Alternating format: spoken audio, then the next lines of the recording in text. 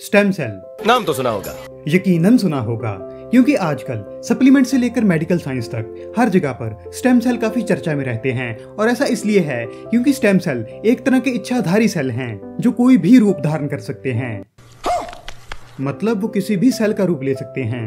इंसानी शरीर की रचना सेल से हुई है और हमारे शरीर में कई तरह के सेल पाए जाते हैं, जैसे blood cell, skin cell, muscle cell, liver cell वगैरह वगैरह। शरीर में हर रोज हर किस्म के पुराने सेल मरते हैं और नए सेल जन्म लेते हैं, लेकिन एक तरह के सेल सिर्फ एक ही तरह के नए सेल को जन्म दे सकते हैं। जैसे मौजूदा स्किन सेल सिर्फ नए स्किन सेल को ही बना सकते हैं, लीवर सेल नहीं। मौजूदा लीवर सेल सिर्फ नए लीवर सेल्स को ही बना सकते हैं, मसल सेल नहीं। और मौजूदा मसल सेल सिर्फ नए मसल सेल्स को ही बना सकते हैं, ब्लड सेल नहीं। लेकिन एक स्टेम सेल हर तरह के सेल बना सकता है और हर इंसान की शुरुआत स्टेम सेल से ही होती है, जो बाद में अलग अलग सेल में बदलकर शरीर की रचना करते हैं। स्टेम सेल दो प्रकार के होते हैं, एम्ब्रियोनिक स्टेम सेल और मैच्योर स्टेम सेल।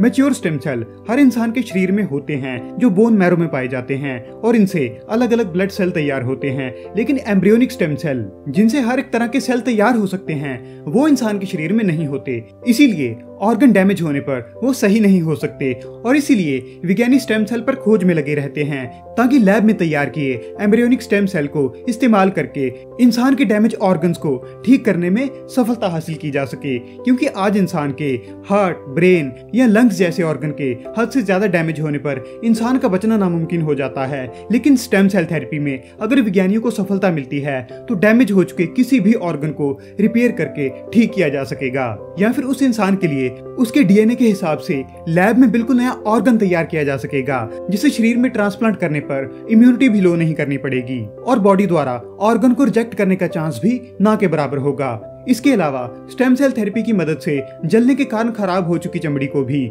आसानी से रिपेयर किया जा सकेगा। एम्ब्रियोनिक स्टेम सेल थेरेपी को परफेक्ट होने में अभी कई सालों या फिर कहीं कि दशकों का समय भी लग सकता है, लेकिन जब इस थेरेपी का इस्तेमाल शुरू होगा तो ये यकीनन किसी क्रांति से कम नहीं होगा।